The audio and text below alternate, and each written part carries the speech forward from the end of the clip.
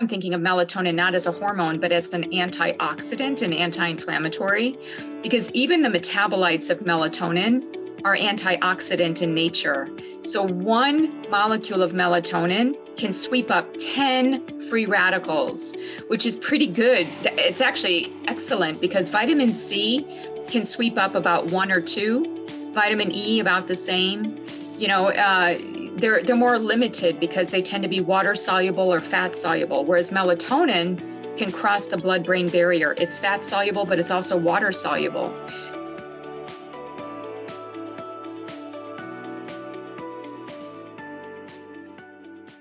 Welcome everyone to Impact Wellness Podcast, and I would love to welcome my guest. I have been trying to catch her for my podcast probably for the last 4 or 5 years, but she has been very busy, and I think wasn't the time probably, as Deanna create always this mind, body, spirit, heart connection. So our energies finally align. And Deanna, thank you so much. You are my teacher. You are my big mentor. Even we haven't met in person, but I've done some of your courses, and you amazing guide, scientist, mind-body connector, heart reader. Your painting is amazing. Your Instagram is full of colors, and I wish as a practitioner and as a person who probably takes therapies from other therapists as well, we have more people as you. Oh, thank you so much, Daria. I'm so glad that our paths are now aligning and that we get to have this conversation. I've been looking forward to it. Perfect. And today's conversation, I think, is very important because melatonin is something that is upcoming. We know that has been in research and in probably clinical use for a long time. And I know personally many of my clients or who become my client or my friends or colleagues have been using melatonin. But the question is if this is the right way and right application for them, because melatonin is something different structurally than magnesium. What is melatonin? So melatonin has long been seen as a hormone that is released by the pineal gland during darkness. So that is the classical way that many people have envisioned melatonin. We also know that melatonin is a chronobiotic, so it keeps our circadian rhythm in alignment. That's part of the reason of why the pineal gland produces the melatonin. It's also an extremely potent antioxidant. And what's really unique about it is that it's both fat soluble and water soluble. And it can scavenge a lot of free radicals compared to something like vitamin C or vitamin E. It's very potent in that way. It is anti-inflammatory. And what we see in nature, now this is really interesting, Daria, because my platform for many years has been around plants, looking at the colors of plants. So as I got into the literature on melatonin, what I realized is that melatonin is everywhere in nature. It's in plants as a growth factor to make other phytochemicals. So we eat very, very small amounts of melatonin just in the diet. We're talking picograms, nanograms, but still it's everywhere. It's in animals because they have it as well. So what is melatonin? I think it wears many hats. I think it's more than just what we would classify as a hormone. And in the paper that was just published, I was saying in the title, all of us that wrote this paper, we were saying, is melatonin the next vitamin D? Because what we see, and you were asking about women's health before we went live, is that throughout the life cycle, our bodies start to produce less melatonin, especially when we hit our 50s, which is when we see perimenopause, transitioning into menopause, and then postmenopause. So why do our levels plummet? Is there a role of melatonin in aging, in the mitochondria? So I think melatonin is a lot more. And in fact, in the article, we were saying how perhaps melatonin is actually a nutrient. Maybe that's why it is in our food supply. Maybe that's why our bodies have it, because we need it. What is a nutrient? It's needed as a cofactor. It's needed for our biochemistry. It's needed for our physiology. So I would contend that melatonin is actually much more than a hormone. But yes, thank you so much. So that would make sense that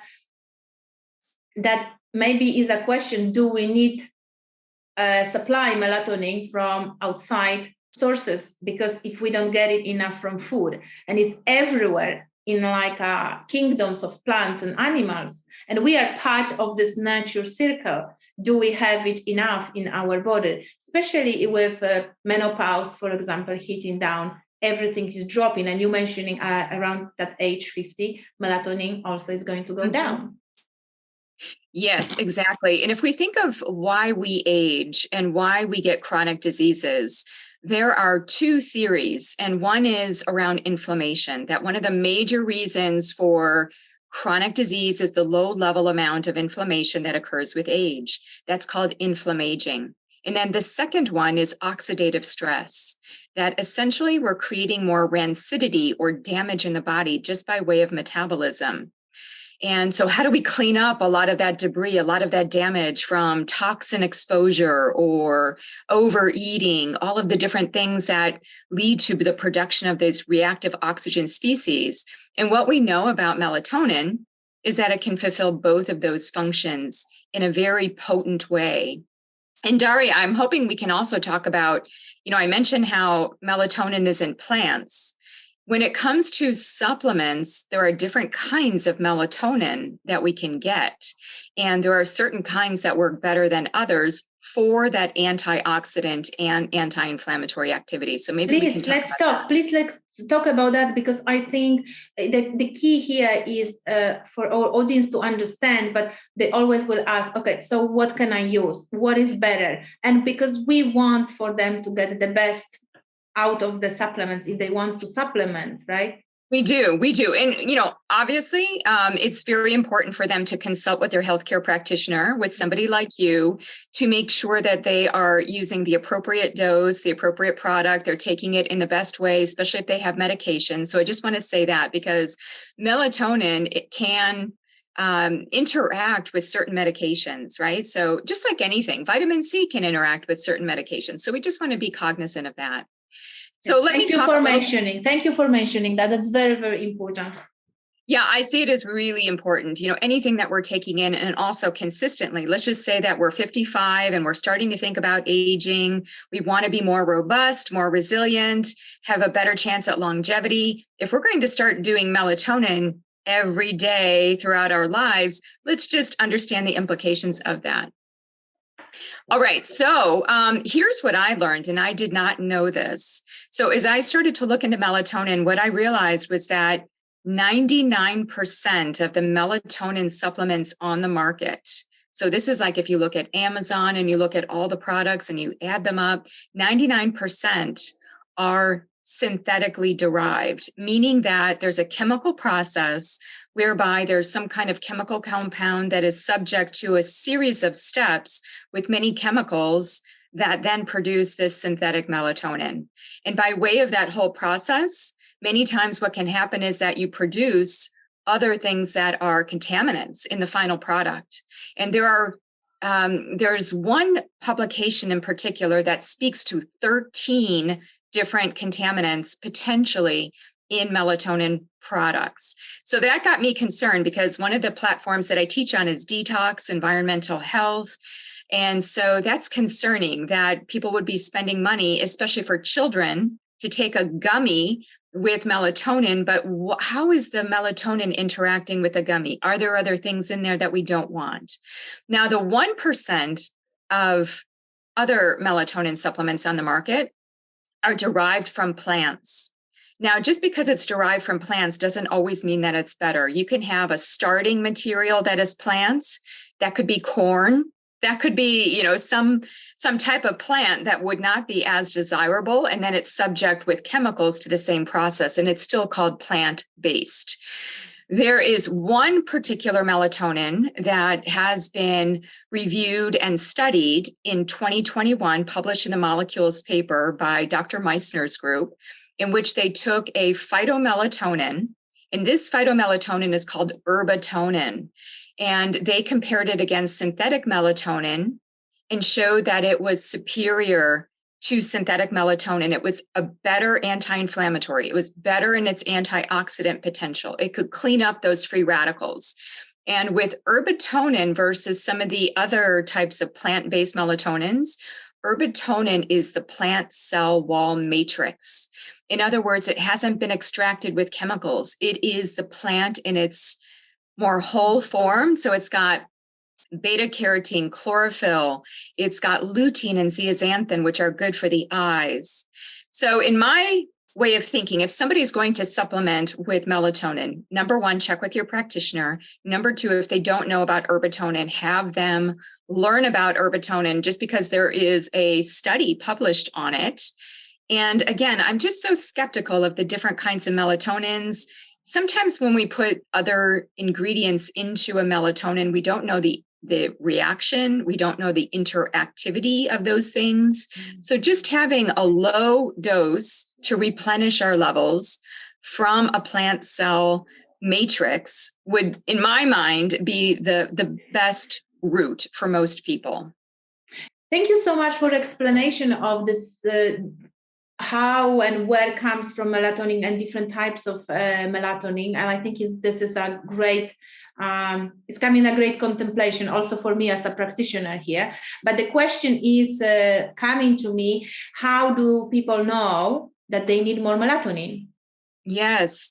So let's talk about the clinical uses of melatonin. And again, it's good for people to have that assessed through their practitioner. But most people think of melatonin for sleep, which is really interesting because if you look at the data on sleep, there isn't a preponderance of data like there is for other things. Now, when it comes to sleep, if sleep has been disrupted because circadian rhythm has been disrupted, then I think we have a case for melatonin. So let me give you some examples, like people who do shift work. So they're working at night and they're sleeping during the day. They could benefit potentially from melatonin. People who are experiencing jet lag, who do lots of travel and they're traveling across time zones, having some melatonin before they go to bed in the new time zone may be worthwhile to reset their circadian rhythm. So that's plausible. So even within circadian rhythm, that's just one way to see it. But then there are so many other clinical uses of melatonin because it's in our bodies. It's mostly in our mitochondria. I would say we need to be looking broadly. So cardiovascular disease. I'm just going to run through like the big body systems and then you decide what's of interest because it sounds like you want to talk more about women's health, so we can get into that.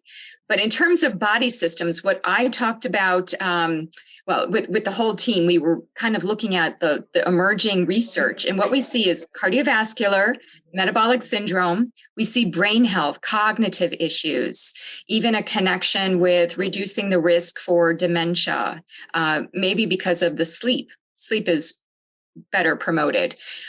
We also see a connection with behavioral mood disorders like ADHD or even autistic spectrum disorders, such as in children. Now, that might be a case where melatonin supplementation might be indicated in kids. Gut health, which I know that you're passionate about. When we look at eye health even, because the eye is the connector to the light that actually primes the brain that then helps the pineal gland to get the signal. So eye health, skin health. We see that melatonin was actually found in the skin, which is why it's very similar to vitamin D because they're both there. And then when we think of reproductive health, if I break that out into fertility, PCOS, and even looking at endometriosis, there might be certain protocols for which melatonin might be indicated. And that might be for a variety of reasons, because we know in PCOS, as an example, there's insulin resistance. So that's a high oxidative stress, high inflammatory type of condition, in which case melatonin might be indicated for women in order to bring them into balance. You know, I also, Daria, I found an article just recently showing how the sex hormones like estrogen and even the monthly cycle is interwoven with melatonin. You know, being that melatonin does have a hormone type function, that there's an interrelationship with hormones. Even if we think of in the morning with cortisol and testosterone typically being high, there is a dynamic relationship there. So if cortisol is disturbed in somebody and somebody is highly stressed, chances are their melatonin is off. Chances are so many different functions. So I would say in just about every body system, there is an indication where melatonin might be indicated. And then, of course, the obvious, which is aging. We talked about that to start, how the melatonin declines.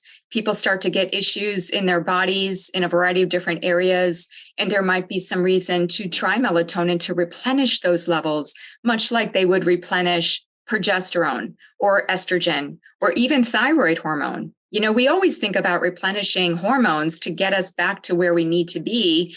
So I wouldn't see melatonin as being any different in that regard. I love of what you're saying, but it's an interesting first part because it's true. People, when they think of melatonin, is asleep. It's like the equation, right? It's fixed sleep. And actually, I found some of my clients, including myself, I was supplement myself with melatonin during the last 3 years because I was breastfeeding for a very long time. And I was like having disrupted cycle of sleeping and sometimes getting anxieties at night. And obviously cortisol is constantly high. And I was trying to use melatonin, and I would be even more stressed, even more anxious, and I couldn't sleep. Where my husband, he's just give me more, give me more. Oh, I'm actually interesting. sleeping. So I've noticed that, and I had the same feedback from recent clients I've been working with, and it's the same, it's kind of awake me. So it's interesting where it is, again, we're coming back to the root cause medicine here. What really caused melatonin to go off? We just don't go and supplement. So that is one clinical finding. And second thing is, just intuition was telling me, when I test cortisol, the chronic response, and melatonin, what I often see that melatonin is a great balancing or hormone or nutrient that balance the response of what's happened with cortisol, because I've noticed usually when people are very low on cortisol, melatonin usually goes up. So it's nicely balancing whatever is happening. Next question would be, before this menstrual cycle regulation, is should we test melatonin before we take it? That's a possibility because you can test melatonin in the urine, the serum, and the saliva. The only thing is that there are some pros and cons of testing. One is that it can be extremely variable depending on when people are testing it. You know, the darkness will be influencing the melatonin production, so it has to be done in a very systematized way. But yes, typically what you'll see in functional tests is they'll measure the output of one of the metabolites of melatonin in the urine. So that can be done. But keep in mind that I would say just gives a general sense of the metabolism of melatonin, not the need state for melatonin per se. Interesting. So what is coming to me, it's similar like B12.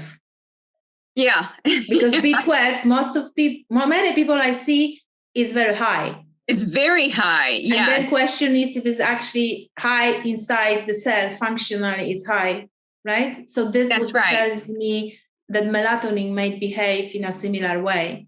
This test metabolite of melatonin. And one of the things that we didn't yet talk about, but is of interest, is that melatonin is throughout our whole body systems. The pineal gland melatonin seems to be different than some of the other melatonin produced in parts of the body. Not different in structure, but different in terms of function and location. For example, the gut produces up to 400 times greater the amount of melatonin than the pineal gland. But the gut uses, or at least, there's localization of that melatonin, and it seems to be produced in response to a meal. So postprandial response of melatonin there's some connection with the gut. So what are we measuring when we measure the urine levels of the melatonin metabolite? Are we measuring the cumulative systemic effects? Are we measuring pineal gland melatonin? I just think that there are a lot of questions. So that's why I think we just have to get clear on, back to the root cause. What would it be used for? I think in my mind, the biggest thing to use it for is circadian rhythm imbalance. Again, when our circadian rhythm falls off because of travel, schedules, we're doing different kinds of eating, intermittent fasting, which can also tie into circadian rhythm.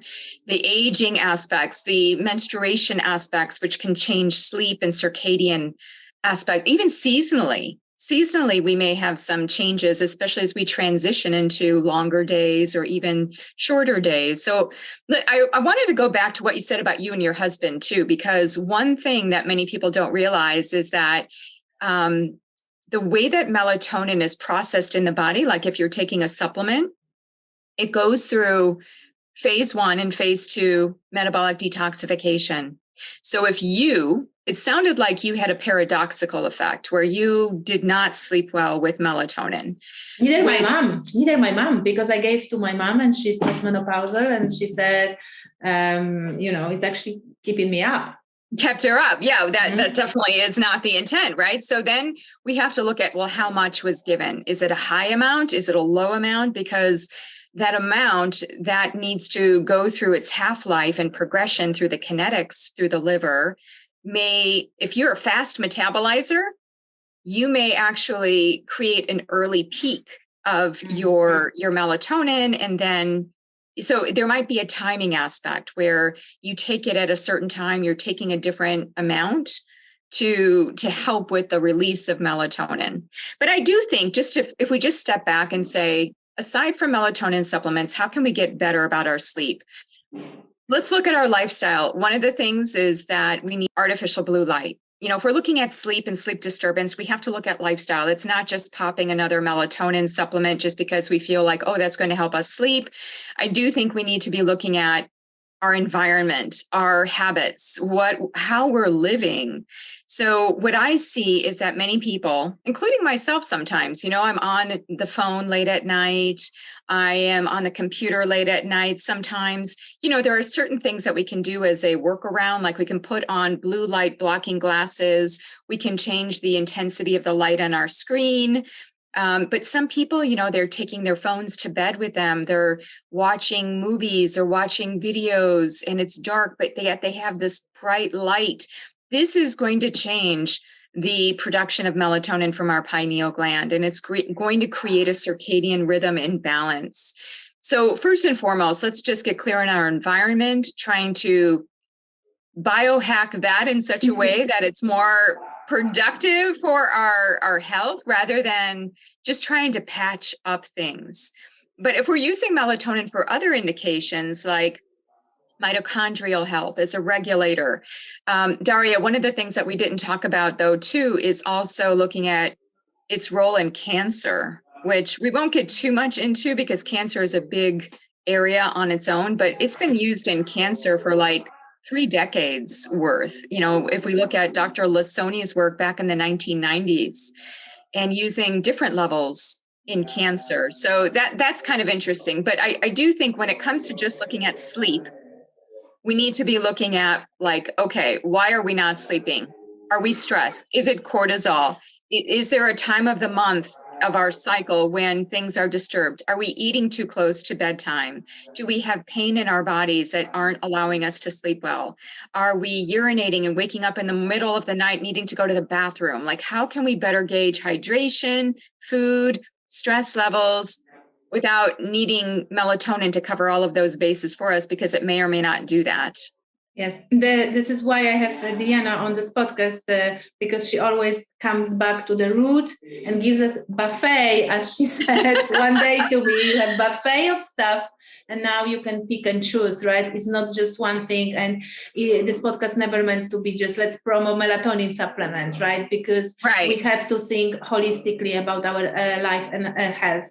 My question is, I come back to this regulation of menstrual cycle, and let's few moments talk about that, how this is related to this estrogen, progesterone production. I think many women suffer with dysregulation in menstrual cycle. Either they know about this or they don't know about this, like PMS is the very common one, the PCOS, as you mentioned. But I think as we are going with women from 35 up, they having this premenopause, perimenopause, menopause, postmenopause stage, right? And younger women as well. How, in a nutshell, would you help them to think about the connection and what they could do to support themselves? Yeah, well, as you know, big Daria, question. I know it's a big question. And I have a lot of passion around this, actually, because I have really struggled with dysmenorrhea, endometriosis myself. So personally, I've had these issues throughout my life cycle. Now I'm perimenopausal. Now things are very different. But if I think back to all of the tumultuousness that I went through on a monthly basis, like helping women to get their lives back, because for some of them, it's like half of the month, they can't work, they can't be their optimum selves. So we have the follicular phase and then the luteal phase, just very simply. The follicular phase, the first half of the cycle, roughly days 1 to 14, and then the luteal phase, days 15 to 28.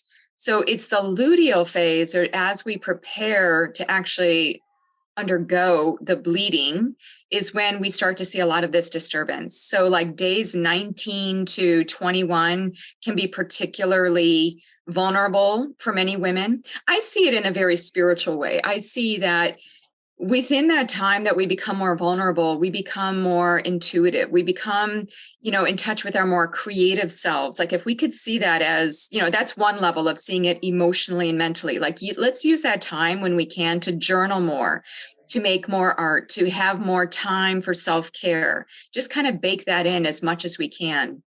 But what we also know from a physiological perspective is that throughout the menstrual cycle, nutrients are going up and down.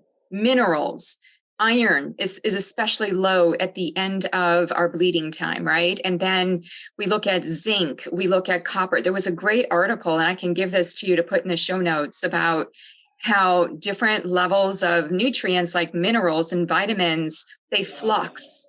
And then those vitamins and minerals seem to flux with the hormones as well, and with lipids. So similarly, you can imagine that melatonin is connected because everything is a web. And so seeing that there can be variations in melatonin, and as I see it, particularly in that luteal phase, when things are a little bit more subject to go awry, or when most women experience symptoms, especially with sleep, with appetite, with mood.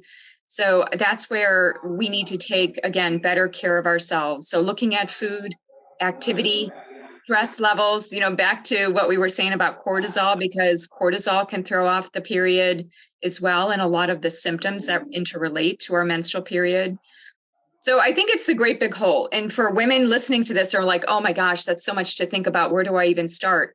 Well, where do we start is just even with food, just following more of an anti-inflammatory way of eating, less processed foods, again, building in time for self-care as much as we can, even small amounts of self-care to reduce that stress. I think starting there, working with a practitioner, optimizing your nutrients, because, even things like B vitamins are integral for energy, and so many people are deficient in Bs. And we don't just need one B, we need all the Bs. They're like a big happy family. And if we're missing just one, it becomes the rate limiting factor for the whole metabolic reaction. Thank you. So there are a lot of things. yes, and I think that's why I'm saying just cut through and let's extract the most important stuff that people actually can take it and do it. And I really love the way you talk about second part of menstrual cycle being a spiritual path. It's really great. I am so connected thanks to my journey into everything that I have learned, and it's just so powerful. I even started to follow, I think it's now for 5-6 years, Rhythm of the Nature. So I stopped to challenge myself in month November, December, January, February. I'm just giving a break because it's so much stress on the adrenals already. We're living in this darkness. And then I'm leaving this. So I'm like, okay, when I'm too much, I'm like, okay, let's connect with nature. And really this work. But as you said, we have to want to learn, to unravel. So then we are able to apply whatever we are also saying here. right? So thank you, Deanna. And my question linking to this rhythm of menstrual cycle is, many women take birth control pills. We know it is a synthetic hormone, one way or another way, or progestin or estrogen or the both. My clinical observation, they take it very early in their puberty, often 12, 13, and I know the cases, and that goes for 20 years. And I know the cases, or 25 years. Then they hitting menopause. No? Now we have this big wow on menopause and how it's important, and it's great. My worry is, as a clinician, we then put in women on HRT, another type of hormones that are not natural. Do they ever, for 30, 40 years time, outside of maybe childbirth, when they decided to be pregnant, being off the hormones? How this can affect women's health overall and this melatonin cycle? Wow. Okay. So, all right. How do we unpack I'm throwing this this out of the questions because if there is some answer here, I would be interested to hear that. Yes. So I'll give a longer answer and then I'll make it short so that everybody has it. So when it comes to hormones, hormones are synthesized, transported, activated, metabolized, and excreted in the body. You know, there are many different levels of hormones. So when we just think about synthesis and getting them in the body, that's only one level of hormones. That's just like, okay, popping a pill, give me oral contraceptives, give me HRT, hormone replacement therapy, and I'm just going to synthesize, have that in my body, and it's ready to go. But yet we need to think about transport. We need to think about activation through the receptors. Everybody has different types of receptors. How do we metabolize and excrete? Because actually, hormones are seen by the liver and by our metabolic detoxification as something to be detoxified. Like our system, whether it's melatonin, estrogen, progesterone, the way our bodies work is to metabolize and get those things out of the body. We want to ensure healthy levels. So sometimes it's not just the popping of the pill, it's the metabolism and the excretion part that gets faulty in the body. That's what can cause symptoms. So let's imagine a woman has taken oral contraception for 20 years, and then she stops, and now she's perimenopausal. I would be thinking about all of the potential metabolic implications, like has there been buildup? Has there been proper elimination? Because some of the metabolites of hormones can actually be very problematic. They can go on to create DNA damage. So, Daria, what I think of is not so much the repletion. Repletion without metabolism and elimination. If a woman is constipated all the time, well, we need to focus on the constipation, because then her levels of hormones are going to be different, because just because she's constipated, she's not eliminating the biotransformed metabolites. So my takeaway to everybody listening is it's not just taking more hormones through the skin or in the mouth or as a pellet, whatever it is. It's so important to work with a practitioner who understands metabolism and excretion, because what our body does with the hormone determines its effect, determines its efficacy, or its potential risk. So we need to have that in light of our personal medical history, our family history. We need to be assessing that. So anytime there's taking of hormones, if somebody is not being attentive to the metabolism and elimination, in other words, the detoxification, that could be problematic. So how do we do that? You know, there are so many different ways to better metabolize. Like in some cases, I think it's good for people to get their gene variants, especially for certain enzymes that relate to hormone metabolism, specifically things like sulfation genes, or even the cytochrome enzymes like CYP1B1, which is very much implicated in metabolism of estrogen. So it's not just the taking in, it's again, synthesis, transport, activation, metabolism, elimination. And if we don't get at metabolism and elimination, it's like only the first entry point without the exit point. We want balance. Yes, because it is possible, right? Let's take the HRT, right? Will kill one problem, but may generate another problem. Which is related to transportation, transformation, and biodetoxification and removal of that. And I think that is always for me good question to ask. Yes. What's really happening and how really is your health before you start HRT. We cannot just really follow the symptoms that are telling us that someone has menopause, because then there is no overlook the gut, and we need to have healthy gut to have a healthy detoxification. Otherwise, it's a problem, no? I'm so glad you brought up the gut for a second. Let's just portal into the gut for a second. Yes, because there has been some scientific research to suggest that there is a change in the gut microbiome when women go through perimenopause. So their guts, their microorganisms start to look more like a man, where you don't have as much in the way of estrogen. So you start to get changes. In some cases, there can be dysbiosis. And if our gut microbiome is changing, that means that metabolism of estrogen and other hormones would be changing.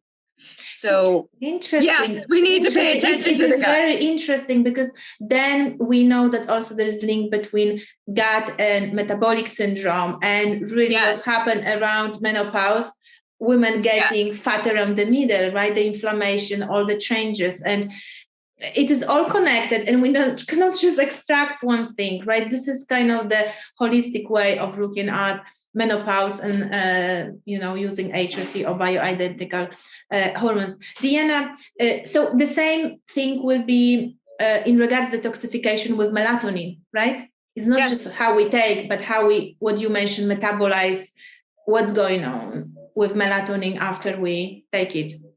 Correct. And typically melatonin is hydroxylated through cytochrome P1A2. So it's the same enzyme that metabolizes caffeine. Mm-hmm. So if we have lots of coffee, that could change the metabolism of melatonin. And then secondly, it is conjugated mostly, there are other cytochromes as well, but then it's sulfated. So if we have low sulfation enzymes, then that could implicate the metabolism of melatonin as well. So we need to be thinking about what our body does to it, not just giving ourselves more hormones, thinking about the gut, thinking about metabolism. And then there's even the other overlay of toxic load. So when women go through perimenopause, a lot of things start coming to the surface. Like we don't have the protection of estrogen anymore. We don't have the nice cushy layer of progesterone to keep us sleeping and keep us in a healthy mood state. So lots of things start to come to the surface. We get more inflamed, like you're talking about belly fat. And what also comes to the surface is all of those toxins that we built up over our lifetime, which sit in the fat tissue. Now we start to potentially get the effects of that because we don't have all of the hormonal, I would say, shielding that we had before. Now we might be in more pain. We might have more joint and musculoskeletal disturbances, issues with sleeping. And this is where, just to bring in melatonin again, because now I'm thinking of melatonin not as a hormone, but as an antioxidant and anti-inflammatory, because even the metabolites of melatonin are antioxidant in nature. So one molecule of melatonin can sweep up 10 free radicals, which is pretty good. It's actually excellent because vitamin C can sweep up about 1 or 2, vitamin E about the same. They're more limited because they tend to be water soluble or fat soluble, whereas melatonin can cross the blood-brain barrier. It's fat soluble, but it's also water soluble. So in cases like perimenopause, where women start to become more translucent and there is the sense of, more inflammation, bringing in something like that to help them along. Thank you so much, Deanna. And as you said, there are many things to think about. We don't want anyone overwhelmed, but I think that is my conclusion on menopause, and I'm not yet menopause. I'm 42. At some point, I'm definitely in some perimenopause, but I feel good, no? But menopause is not ending your life. That is number one. But second thing, if you want to have a better move and transition, right, to another phase, you have to start earlier. You have to prevent it. Is if we think of this not as a disease, right? Because that's right. Not Let's disease. Celebrate it, not medicalize it. Exactly. We need to think about prevention, because you can work with your gut. You can lower earlier the inflammation. Totally. You can work on your body composition. You can work on. So when this transition comes, you're not like a bump of surprise. Exactly. Whatever comes. Yes. Well, and I also want to say, yes, you're 100% spot on that prevention is worth, much more. But if a woman has not been attentive to her self-care, she's been raising children, she's been working, and now all of a sudden, like a wall, she hits perimenopause, there is still hope, because the body is so resilient. So it's not like, oh, the door is closed, you didn't prevent this, you didn't work out enough, you didn't eat the right foods, now you're doomed. I mean, there is even a study looking at 70 and 80-year-old people being on a Mediterranean diet and having better markers, and just starting at 70 or 80. So like, our bodies are incredibly intelligent, informed, resilient. They want to adapt and to be in a healed state. So I think it's always best to start earlier, so you don't have to unwind a lot of the conditions that you might create. But there's also hope for women going through the transition. And again, I see it in a very transformative light. I see like, wow, who am I becoming as I go through the second half of my life? So I'll be 52, and I'm thinking about that for myself. It's like, wow, like the first half of my life is like done. So who am I in the next half? It brings up a lot of spiritual, emotional, mental questions about who you are and how you can live a more authentic life without perhaps a lot of the other things that you were encumbered by in your first half of your life. You get wiser, right? Yes. Deanna, why, I'm just going to shift back to the melatonin. Why we hearing melatonin may become another vitamin D, which means very popular, right? Everyone talks how we need vitamin D. Okay, so let's think of vitamin D. How do we get vitamin D? We know of the shortage of vitamin D. We heard a lot about that during the pandemic, about vitamin D, its antiviral effects, its effects on the immune system. It's a potent antioxidant. Even though we call it a vitamin, it's actually kind of like a hormone. The fact that our body makes it and then it moves to another part of the body to have activity. So we find vitamin D in the skin, and the precursor vitamin D in the skin. And then when we're in the sunlight, we can get the reaction to a more active form of vitamin D. So it's very sensitive to light, sunlight. And that's why we could say, well, wow, so many people have a sunlight deficiency. They're indoors, they're working indoors, they're not in nature. They have a deficiency of sunlight. They have a deficiency of vitamin D in the natural sense. Similarly, melatonin, to me, is like the sister of vitamin D. Vitamin D is like the brother, the yang, the light, whereas melatonin is the quieting yin that only comes out at night.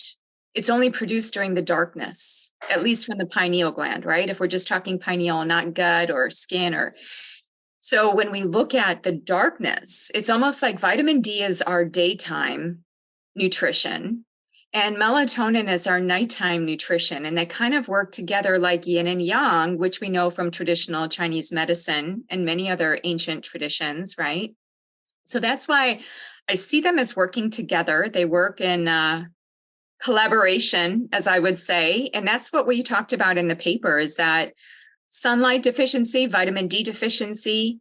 If somebody has a vitamin D deficiency, I often question if they would also have a melatonin deficiency, because that already tells me that probably their immune system is off, their circadian balance is off.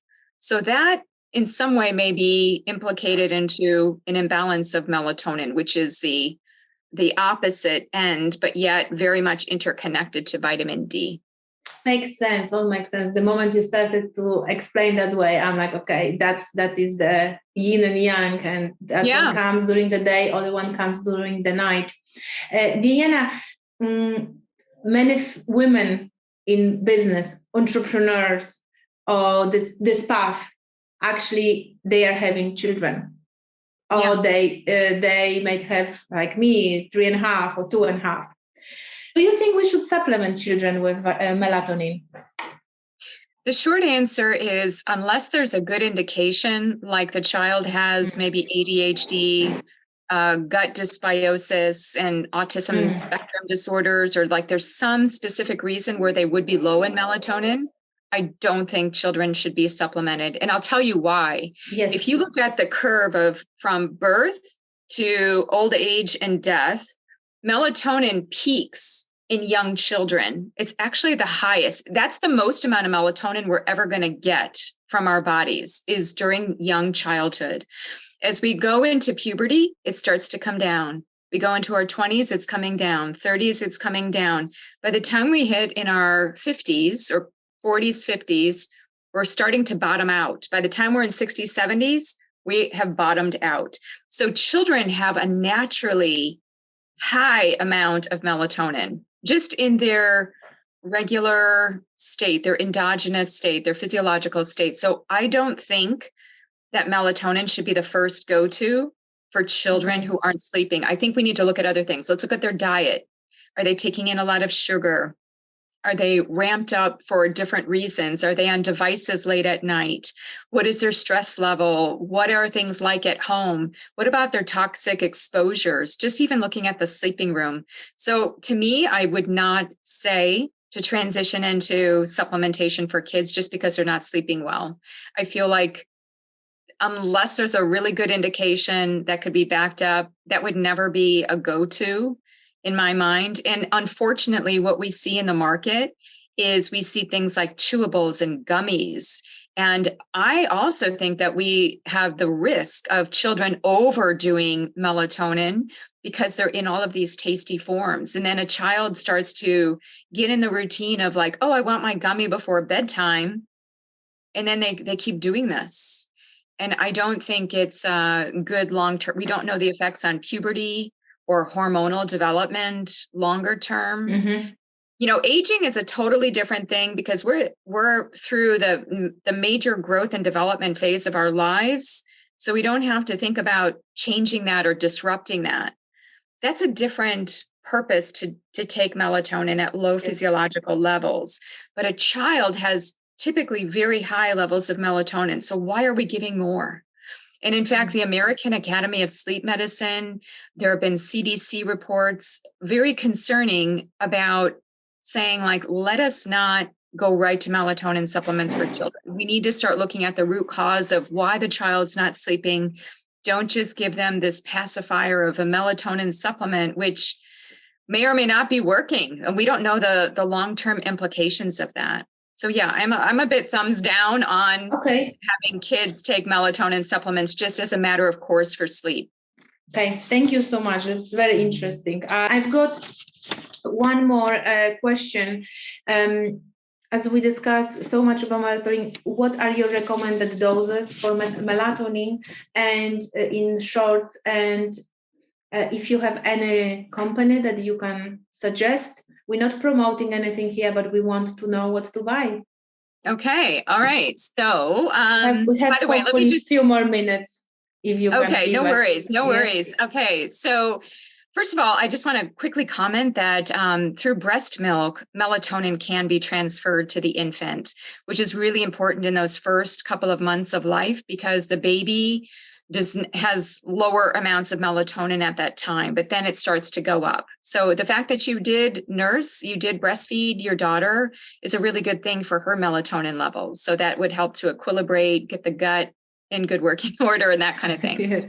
At the cost, right? And that is, I think, podcast to do, because that is not, is a cost. Mother really gives a lot at this stage, and you have to have all of this in place to be able to do it, right? And I know many women suffer depression, they cannot breastfeed. And that's what I'm hearing, because it's like a running marathon. Yeah, it's a lot. It's a lot and it's taking a lot of your internal resources. So you just have to be sure that you are constantly engaging and making sure that you have enough nutrients for yourself, because that breast milk will be a conduit to giving over a lot of your nutrients. Okay, so to answer your question about dose of melatonin, and of course, everybody knows, check with their practitioner on this, but in general, what I can state is that there is some research, some early research in which they had a study of looking at 0.3 milligrams versus 3 milligrams of melatonin. And they actually found a better effect in a number of markers on the lower dose, on the 0.3 milligrams. And if we look at replenishing the levels, coming back up a bit, and so looking at that 0.3 milligrams. Now, let's just imagine, now that could be modified per the individual up to about a milligram, depending on if they do shift work. Are they metabolizing the melatonin rapidly? When are they taking it? All of those kinds of things. But a low dose, I think, it's a physiological dose. Now, could there be an indication where a higher dose, like 3 milligrams, could be used? And I would say yes, where you want to jumpstart that circadian rhythm, like in jet lag. Like with jet lag, you really need to, it's almost like you have to push a big reset button. And so a physiologic dose of 0.3 may not be enough. You might need to actually have a higher dose. And so the literature would support a higher dose of melatonin for jet lag. Now, in cases like cancer, and that would obviously have to be done under the supervision of a practitioner, like an oncologist, much higher doses have been used. So again, it's like, well, what is maintenance for most people with healthy aging? 0.3 milligrams to about a milligram. What about special cases like jet lag? About 3 milligrams, like 3 to 5 milligrams. It just kind of depends on your physiology.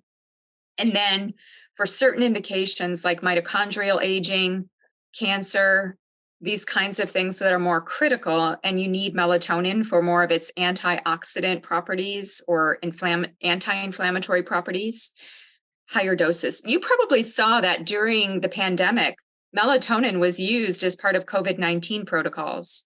So it was vitamin D, zinc, vitamin C, and melatonin. In fact, that's where melatonin started to catch my eye. I was thinking, why is melatonin being discussed with all these vitamins? And then as I started to look into melatonin, I saw, melatonin upregulates glutathione. Melatonin helps with toxic load removal, and it's doing so many other things. It's not just a hormone. Like in my own mind, it was very static and stuck on, melatonin is a hormone. But then I realized, no, it's really important for the immune system. And in fact, there's some newer data on multiple sclerosis. And even there's one study on Hashimoto's thyroiditis. So looking at autoimmune conditions, I've even corresponded with Dr. Terry Walls about it a little bit. And, she likes melatonin, talking with Dr. David Perlmutter about it. He takes melatonin. We were talking about melatonin on his podcast. So all in all, I just think it depends what the indication is. And before we supplement, to just be smart about it. Is that exactly what we need? Have we accounted for food, diet, exercise, stress? And could melatonin be filling the gaps of what we can't fill through our everyday behaviors and actions? Thank you so much, Deanna. And what is the brand? Oh, yeah. So the one that I was talking about to start, yes, the plant cell matrix based melatonin is called Herbatonin. So Herbatonin. And that's the one that was studied in the Molecules 2021 paper. The company that makes Herbatonin is called Symphony Natural Health. So people can find it online. If you just Google Herbatonin, you can be taken to, it's sold on Amazon and it's found in a variety of places. So that would be my choice pick for a plant-based melatonin that I know even has other things in it that are good for you. The phytonutrients that occur alongside of the phytomelatonin. Yes, thank you so much, Deanna. It was an amazing podcast. I think lots of great information. We touch women's health as we planned, right? So thank you so much, and hopefully everyone enjoyed and is going to, use it or not use it, but it's about spreading the informations. Absolutely. Thank you so much, Daria. Good speaking with you. Thank you.